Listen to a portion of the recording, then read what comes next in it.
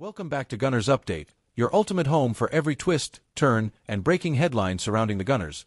And today we're diving into a week so full of drama, off-field battles, transfer shocks, and youth breakthroughs that it could change the trajectory of Arsenal season. So buckle in because this one is absolutely loaded, and make sure you smash that like button, subscribe, and hit the notification bell so you never miss an update from the red side of North London. Let's get into it. Arsenal may be on an international break, but the headlines refuse to stop because behind the scenes Andrea Berta is still pushing the chess pieces in a transfer market that technically closed in England but is still alive abroad, and at the same time concerns are rising around marquee summer signing Victor Gyökeres, who finds himself dragged into a legal storm in Sweden. The striker isn't accused of wrongdoing, but his agent Hassan Sedinkaya has launched a defamation lawsuit against Swedish outlets who accused him of ties to organized crime, and Gyökeres has been named as a key witness in the trial. With the hearing set to take place next year in Stockholm, the worry is clear. If court duties clash with Arsenal fixtures, it could disrupt Arteta's plans in a season where every game counts. Arsenal supporters are now on edge, wondering if their new number 9 will be there when it matters most, especially with the Gunners chasing a Premier League crown for the first time in 2 decades. This comes just after Arsenal splashed close to £260 million this summer, bringing in Gyökeres, Kepa Arrizabalaga, Martin Zubimendi, Noni Madueke, Christian Mosquera, Eberechi and Piero Hincapié, proving once again that Arteta and Berta are building a squad meant not just to compete but to dominate. Yet, sitting third in the league after a shock defeat to Liverpool, the pressure is already back on, and Nottingham Forest this weekend suddenly feels like a must-win to restore momentum. But that's not all.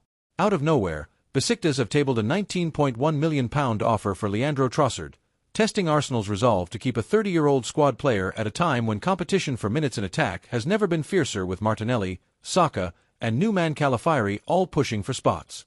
The Turkish window is still open until September 12th, and Arsenal are left with a decision: cash in now or hold firm and value Trossard's versatility for the long grind ahead. This bid becomes even stranger considering Trossard only just signed fresh terms this summer, a contract that boosted his wages but didn't extend his stay beyond 2027, sparking questions about what the club's true long-term plans are for him. Meanwhile, on the youth front, Max Daumann, the teenage sensation already making waves, just debuted for England's U19s at only 15 years old, another sign that Arsenal's academy conveyor belt is alive and well. Having already made his Premier League debut and even won a penalty earlier this season, Daumann is now in Arsenal's Champions League A list, further underlining Arteta's belief in the boy wonder. Elsewhere, fixture reshuffles have been confirmed, with Arsenal's Carabao Cup clash with Port Vale set for September 24th and the Premier League meeting with Crystal Palace pushed to October 26th to accommodate Palace's European schedule. On the transfer fallout side, Gyökeres himself has spoken out against critics who accused him of forcing his move from Sporting CP, insisting that clubs hold the real power and players are often unfairly portrayed in the media, a fiery comment that could reignite debates about player rights versus club control. Speaking of transfers, Arsenal sporting director Andrea Berta has already shown his ruthless streak by walking away from a £21 million deal for goalkeeper Joan Garcia, who instead went to Barcelona and is now thriving, proving Berta's decision to pivot to Kepa for just £5 million was both pragmatic and financially savvy. And just when it seemed Arsenal were finished in the market, they sealed a dramatic late loan for Ecuadorian defender Piero Hincapié with an option to buy at £45 million next summer, bolstering their backline after Saliba's ankle scare.